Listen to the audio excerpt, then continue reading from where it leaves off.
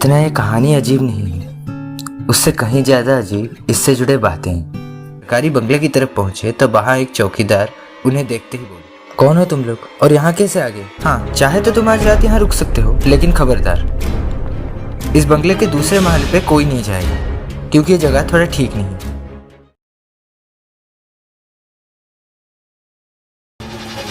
Summer, लेकिन वो ऐसा क्यों और किस लिए कर रहा है? आखिर क्या चाहता है वो?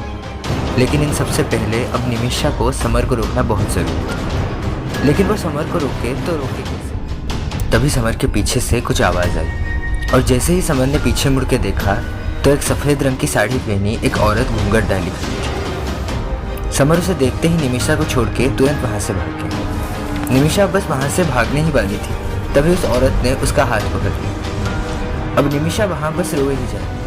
अपने मुंह से ना तो वो कुछ बोल सकती थी और ना ही वहाँ पे किसी को बुला सकती थी। तभी उस औरत ने अपने सर से घूंघट हटाया। डरो मत बेटी, मैं भूत नहीं हूँ।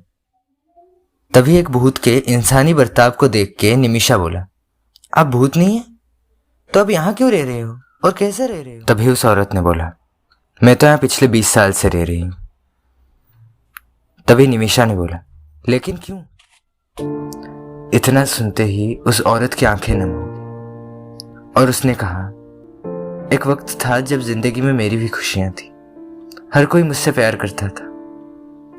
एक अमीर खानदान की 6 भाइयों की इकलौती बहन थी। इस वजह से बड़ी धूमधाम से मेरी शादी हुई थी। मेरे ससुराल वाले भी बहुत अच्छे थे और मेरे पति मुझसे बहुत प्यार करते थे। लेकिन मेरे जेठानियों को इन सबसे बड़ी तकलीफ थी, जिस वजह से उन्होंने पूरे गांव के सामने मुझे डायन साबित कर दिया। हैरानी की बात तो ये थी कि उनके इस नाटक को सबने सच भी मान लिया और मुझे गांव से निकाल दिया गया।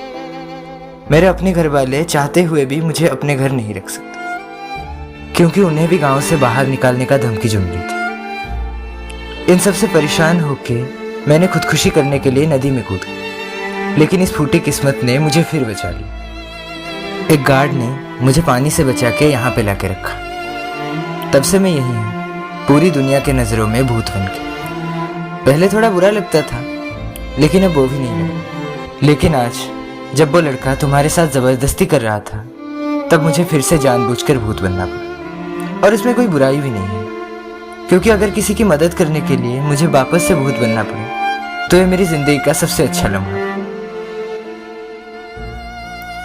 अब इन सब बातों से निमिषा पूरी तरह से भूल चुकी थी कि बाहर उसे सारे दोस्त वापस जाने के लिए बुला रहे थे।